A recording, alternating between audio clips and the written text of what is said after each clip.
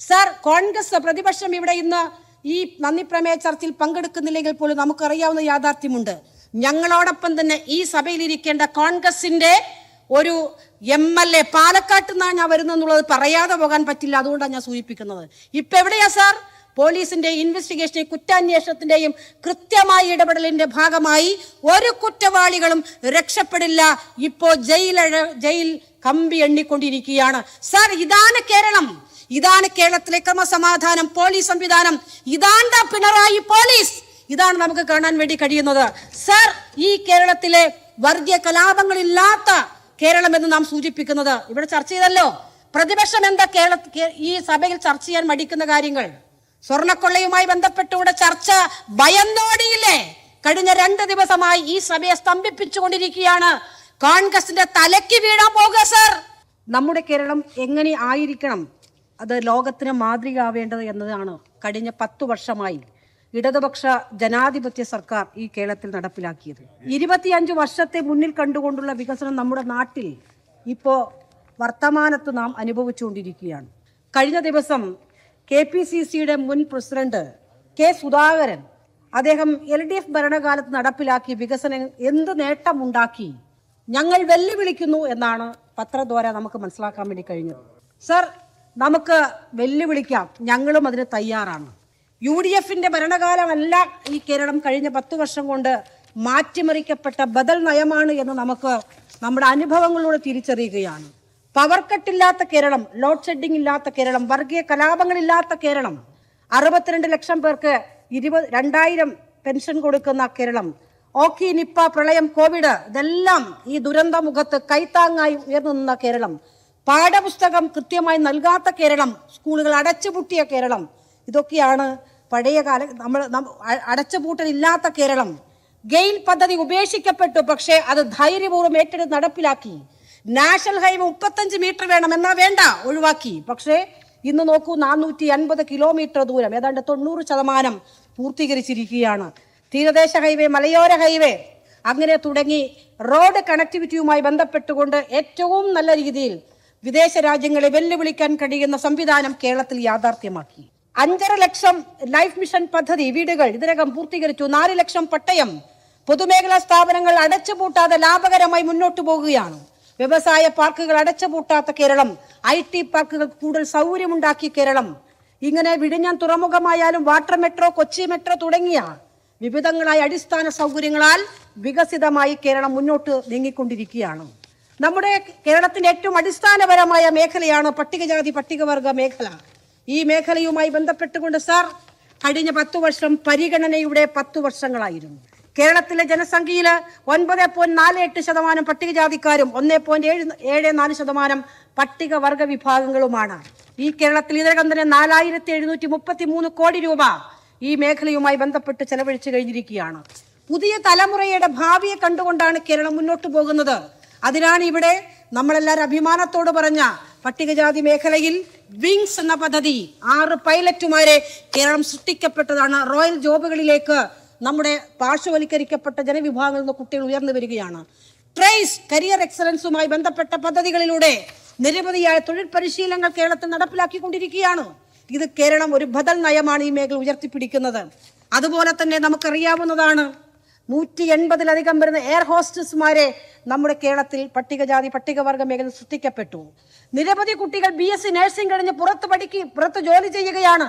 ഒഡാപെക് സംവിധാനം വഴി അവർക്ക് ജോലി വിദേശ രാജ്യങ്ങൾ യാഥാർത്ഥ്യമാക്കുന്ന ഒരു ഗവൺമെന്റാണ് കേരളത്തിലെ ഗവൺമെന്റ്. അതുപോലെ 40,000-ലധികം പഠനമുറികൾ കേരളത്തിൽ യാഥാർത്ഥ്യമാക്കി. 33,058 പട്ടികജാതി കുടുംബങ്ങൾക്ക് 1,653 ഏക്കർ ഭൂമി വീട് വെക്കാൻ നൽകിയ കേരളമാണ് ഈ കേരളം. 8,573 ഏക്കർ ഭൂമി ആദിവാസി ജനവിഭാഗങ്ങളുടെ 8,610. വിശ്വാസത്തിന്റെ 36 വർഷങ്ങൾ, യഥാർത്ഥ ഓഫറുകളുടെ മെഗാ ഷോപ്പിംഗ് ഫെസ്റ്റ് ജനുവരി 24 മുതൽ 31 വരെ. പിട്ടാപ്പിള്ളി ലെഗസി ഫെസ്റ്റ് ഓഫേഴ്സിൽ ഇത് ബെസ്റ്റ്. 1,16,610 വീടുകൾ പട്ടികജാതിക്കാർക്കും 43,624 വീടുകൾ പട്ടികവർഗ മേഖലകളിലും ഇതിനകം തന്നെ പൂർത്തീകരിച്ചിരിക്കുകയാണ്. 42-ലധികം വരുന്ന പ്രീ മെറ്റ് ഹോസ്റ്റലുകൾ നമ്മുടെ കേരളത്തിൽ പ്രവർത്തിച്ചു വരികയാണ്.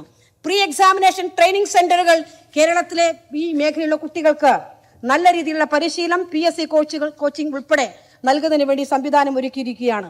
1500-ലധികം വരുന്ന കുട്ടികൾ ഇന്ത്യക്ക് പുറത്തുള്ള ഇന്റർനാഷണൽ യൂണിവേഴ്സിറ്റികൾ, 500-ലധികം വരുന്ന ഇന്റർനാഷണൽ റെപ്യൂട്ടഡ് ആയ യൂണിവേഴ്സിറ്റികൾ വിദേശ പഠനം നടത്തുന്നത് ഈ കേരളത്തിൽ നിന്നാണ്.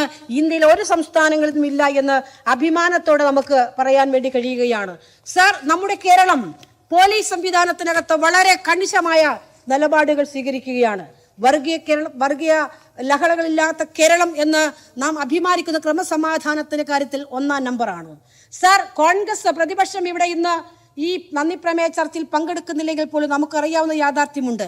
ഞങ്ങളോടൊപ്പം തന്നെ ഈ സഭയിലിരിക്കേണ്ട കോൺഗ്രസിന്റെ ഒരു MLA പാലക്കാട്ട് നിന്നാണ് ഞാൻ വരുന്നെന്നുള്ളത് പറയാതെ പോകാൻ പറ്റില്ല. അതുകൊണ്ടാണ് ഞാൻ സൂചിപ്പിക്കുന്നത്. ഇപ്പൊ എവിടെയാ സാർ? പോലീസിന്റെ ഇൻവെസ്റ്റിഗേഷന്റെയും കുറ്റാന്വേഷണത്തിന്റെയും കൃത്യമായ ഇടപെടലിന്റെ ഭാഗമായി ഒരു കുറ്റവാളികളും രക്ഷപ്പെടില്ല. ഇപ്പോ ജയിൽ കമ്പി എണ്ണിക്കൊണ്ടിരിക്കുകയാണ്. സാർ, ഇതാണ് കേരളം. ഇതാണ് കേരളത്തിലെ ക്രമസമാധാനം, പോലീസ് സംവിധാനം. ഇതാണ് പിണറായി പോലീസ്. ഇതാണ് നമുക്ക് കാണാൻ വേണ്ടി കഴിയുന്നത്. സർ, ഈ കേരളത്തിലെ വർഗീയ കലാപങ്ങളില്ലാത്ത കേരളം എന്ന് നാം സൂചിപ്പിക്കുന്നത് ഇവിടെ ചർച്ച ചെയ്തല്ലോ. പ്രതിപക്ഷം എന്താ ഈ സഭയിൽ ചർച്ച ചെയ്യാൻ മടിക്കുന്ന കാര്യങ്ങൾ? സ്വർണ്ണക്കൊള്ളയുമായി ബന്ധപ്പെട്ടുകൂടെ ചർച്ച ഭയന്നോടിയില്ലേ? കഴിഞ്ഞ 2 ദിവസമായി ഈ സഭയെ സ്തംഭിപ്പിച്ചുകൊണ്ടിരിക്കുകയാണ്. കോൺഗ്രസിന്റെ തലയ്ക്ക് വീഴാൻ പോകുക സർ. കൃത്യമായ അന്വേഷണമാണ്. ബഹുമാനപ്പെട്ട ഹൈക്കോടതി നിർദ്ദേശപ്രകാരം SIT രൂപീകരിച്ച് അത് നടപടിയെടുത്ത ഈ കേരളത്തിലെ ഇടതുപക്ഷ ഗവൺമെന്റ് കുറ്റവാളികൾ ആരാണെങ്കിലും ശിക്ഷിക്കപ്പെടണമെന്ന നിലപാടാണ് സ്വീകരിക്കുന്നത്. ഇപ്പൊ വന്ന് പാട്ടില്ല, പാരടിയില്ല, ഒന്നുമില്ല. കോൺഗ്രസ് ചർച്ച വേണ്ട, രാജി മതി. ആരുടെ രാജി? നമുക്കറിയാം. വലിയ നേതാക്കന്മാർ കുടുങ്ങുക. കോൺഗ്രസ് ഒക്കെ കുടുങ്ങിക്കൊണ്ടിരിക്കുക സാർ. ഇവർ ചർച്ച ചെയ്യാൻ തയ്യാറാവുന്നില്ല സാർ. അതായത് കേരളത്തിന്റെ ആഭ്യന്തര വകുപ്പും ക്രമസമാധാനവും പോലീസ് സംവിധാനവും നമ്മുടെ ഇന്ത്യക്ക് മാതൃകയായി മുന്നോട്ട് പോകുകയാണ്. ആ മുന്നോട്ട് പോക്ക് ഇടതുപക്ഷമാണ്. സഖാ പിണറായി വിജയനാണ് കേരളത്തിലെ മുഖ്യമന്ത്രി എന്നുള്ളത് കൊണ്ട് തന്നെയാണ് കൃത്യമായ പോലീസിംഗ് സംവിധാനം ഇവിടെ കേരളത്തിൽ നടപ്പിലാക്കുന്നത്. സ്ത്രീ സുരക്ഷയുമായി ബന്ധപ്പെട്ടുകൊണ്ട് അഭിമാനകരമായ നേട്ടമാണ് നമുക്ക് സ്വീകരിക്കാൻ വേണ്ടി കഴിഞ്ഞത്. 2017 ശേഷം സാർ, ഇന്ത്യയിൽ ആദ്യമായിട്ടാണ് നമ്മുടെ കേരളത്തിൽ ജെൻഡർ ബജറ്റിംഗ് എന്നൊരു ആശയം ഉയർത്തിക്കൊണ്ടുവന്നത്. എന്താണ്? ഭരണഘടനാപരമായി ഇക്വാലിറ്റി ബിഫോർ ലോ, എല്ലാവർക്കും സമതുല്യമായ അവസര സമത്വം. സാർ, എന്നാൽ നമ്മുടെ കേരളത്തിലെ സ്ത്രീകൾ ജനസംഖ്യയിൽ അധികമാണ്. പക്ഷേ അവരുടെ ഓപ്പർച്യൂണിറ്റി, അവരുടെ മറ്റു സംവിധാനങ്ങൾ അവരെ പരിഗണിക്കുന്ന കാര്യത്തിൽ എല്ലാം തന്നെ പലപ്പോഴും നമുക്ക് പിറകോട്ട് പോകുന്ന സാഹചര്യം മുൻ കാലഘട്ടങ്ങളിൽ ഉണ്ടായിരുന്നുവെങ്കിൽ ഇന്ന് കേരളത്തിൽ 10 വർഷമായി ഇടതുപക്ഷ ജനാധിപത്യ മുന്നണി ഗവൺമെന്റ് ഭരിക്കുമ്പോൾ കേരളത്തിലെ സ്ത്രീകൾ അഭിമാനത്തോടെ, ഒരു സ്ത്രീയും പരാതി നൽകിയ ഒരു സഹോദരിയും അവരുടെ കണ്ണീരൊഴുക്കേണ്ടി വന്നില്ല. ആ കണ്ണീരിന് വില കണ്ടിട്ടുണ്ട്. ആ വിലയാണ് ജയിലറയിൽ ഇപ്പോൾ ഇരിക്കുന്നത് എന്ന് അഭിമാനത്തോടെ പറയാം. അതിന്റെ ഭാഗമായി ചേർത്ത് വെക്കേണ്ടതാണ് ജെൻഡർ ഇക്വാലിറ്റി എന്ന് പറയുന്നത്. ജെൻഡർ ബജറ്റിംഗിന്റെ ഭാഗമായി ഇന്ത്യ രാജ്യത്തിലെ ഏറ്റവും മികച്ച സ്ത്രീ ശാക്തീകരണ പ്രസ്ഥാനമായ കുടുംബശ്രീയിലൂടെ 50 ലക്ഷത്തിലധികം വരുന്ന സഹോദരിമാർ അവരുടെ ദാരിദ്ര്യ നിർമ്മാർജ്ജന പ്രക്രിയയിലപ്പുറത്ത് കലാ സാംസ്കാരിക മേഖലയും സാമ്പത്തിക സ്വയാശ്രയത്തിലേക്കും നീങ്ങുന്ന ചരിത്രം സൃഷ്ടിക്കപ്പെട്ട ലിംഗസമത്വത്തിന്റെ പുതിയ സമവാക്യങ്ങൾ തീർത്ത കേരളമാണ് ഈ കേരളം. അതാണ് പിണറായി കാലം എന്ന അഭിമാനത്തോടെ ഞങ്ങൾ പറയുകയാണ്. സ്ത്രീകൾ അഭിമാനത്തോടെ സൂചിപ്പിക്കാൻ ആഗ്രഹിക്കുകയാണ്. മറ്റ് ഇതര വികസനങ്ങളുമായി ബന്ധപ്പെട്ടു സാർ, എന്റെ മണ്ഡലത്തിൽ കോങ്ങാട് നിയോജക മണ്ഡലം 2011 രൂപീകരിക്കപ്പെട്ട ഒരു പുതിയ മണ്ഡലമാണ്.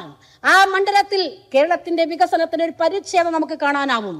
കേരളത്തിൽ ആദ്യമായി ഒരു എയ്ഡഡ് സ്കൂളിൽ 7.5 കോടി രൂപ ചെലവഴിച്ചുകൊണ്ട് പറളി മാനേജ്മെന്റ് സ്കൂളിലാണ് ഒരു സ്പോർട്സ് കോംപ്ലക്സ് രൂപീകരിച്ചത്. സാർ, എന്തുകൊണ്ടാണ് പാലക്കാടിന്റെ കായിക പ്രതീക്ഷ, കേരളത്തിന്റെ കായിക പ്രതീക്ഷ, ഇന്ത്യയുടെ ദേശീയ കായിക ഭൂപടത്തിൽ കേരളം അടയാളപ്പെടുത്തുന്നത് പറളി മാനേജ്മെന്റ് സ്കൂളിൽ നിന്നാണ്. നിരവധിയായിട്ടുള്ള കായിക താരങ്ങൾ ഉയർന്നു വന്ന മുഹമ്മദ് അഫ്സലിനെ പോലെ ഏഷ്യൻ ഗെയിംസുകളിൽ സ്ഥാനം നേടിയിട്ടുള്ള പ്രിയപ്പെട്ട താരങ്ങൾക്ക് ജന്മം കൊടുത്ത പറളി സ്കൂളിൽ മാത്രം, അതൊരു എയ്ഡഡ് സ്കൂളാണെന്ന് വ്യത്യാസമില്ലാതെ 7.5 കോടിയ സാർ. അതുപോലെ തന്നെ മങ്കര സ്കൂൾ 3,75,00,000, പത്രിപ്പാല 5 ലക്ഷം, കാരാകുറിശി 5 കോടി, Karakurissi government higher secondary school 5 കോടി, അതുപോലെ തന്നെ കരിമ്പ സ്കൂൾ 3,75,00,000, പൊട്ടശ്ശേരി സ്കൂൾ 3,75,00,000 തുടങ്ങിയിട്ടുള്ള കിഫ്ബിയുടെ ഫണ്ടിങ്ങിന്റെ വികസന പദ്ധതികൾ നമുക്ക് നിരത്തി കൊടുക്കാനാവും.